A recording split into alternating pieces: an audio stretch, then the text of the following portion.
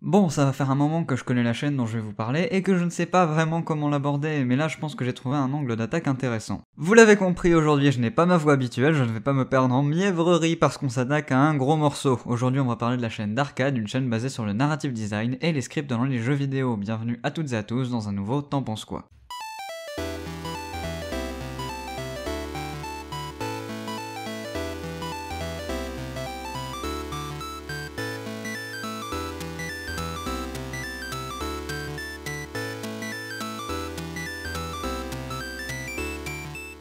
Donc la chaîne d'Arcade, comme dit dans l'intro, se base sur le jeu vidéo, et notamment les scripts de jeux vidéo avec un concept au nom révolutionnaire, Script. Il y a des jours où t'es inspiré, il y a des jours où tu bois. Beaucoup.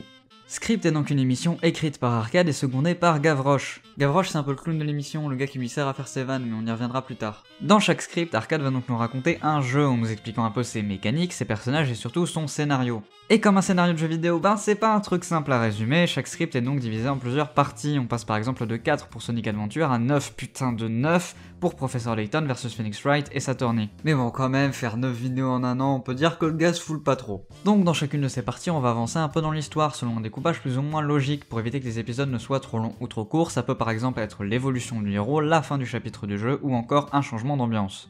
Et comment dire que j'espère pour vous que vous avez du temps devant vous parce que les épisodes sont de plus en plus longs, autant à sortir qu'à regarder.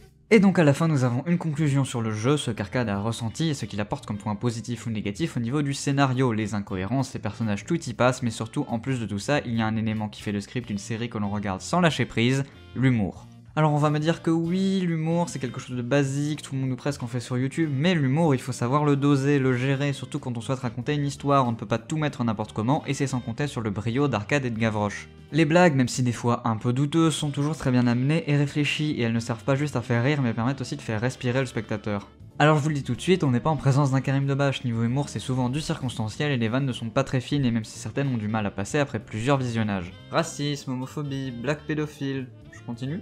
Certaines personnes ont juste envie de voir le monde brûler, lentement.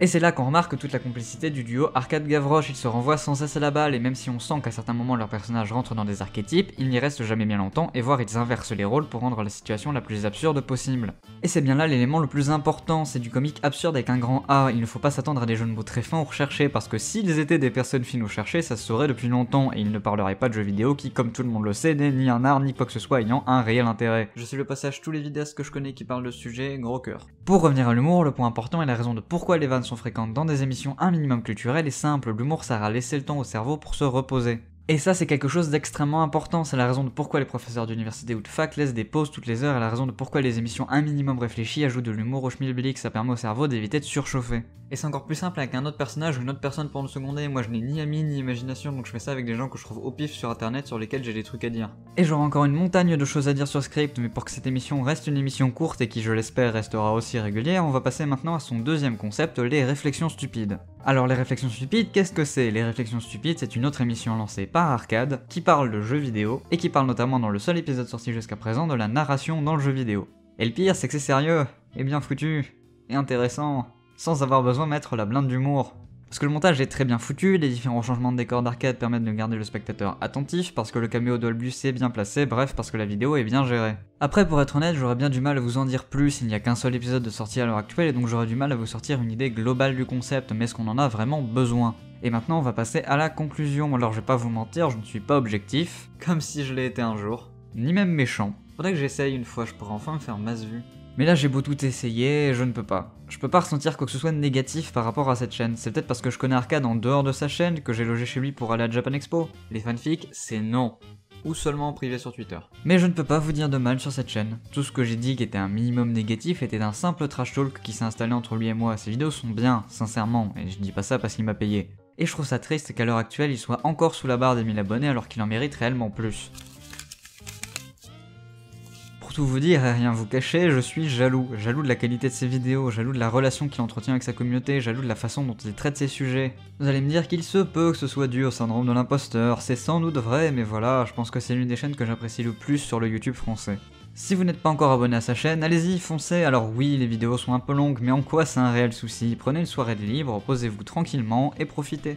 Il y a encore beaucoup trop de chaînes méconnues sur YouTube qui pourtant brillent de par leur qualité, j'espère vous en avoir fait découvrir une. N'oubliez pas que c'est vous qui aidez YouTube à évoluer et que vous construisez le YouTube de demain, que vous le vouliez ou non. J'espère que cette vidéo vous a plu, comme toujours le lien de la chaîne présentée est en description. J'espère que cette nouvelle version du format vous plaît, je teste beaucoup de choses en ce moment donc je compte sur vos retours. Pour le reste, comme toujours, si la vidéo vous a plu, n'hésitez pas à vous abonner si ce n'est pas déjà fait, à liker et à partager pour faire découvrir des gens qui pourraient être intéressés. Il y a aussi les réseaux sociaux qui sont présents dans la description. Quant à moi, je vous dis à bientôt pour une nouvelle vidéo. Allez, à plus!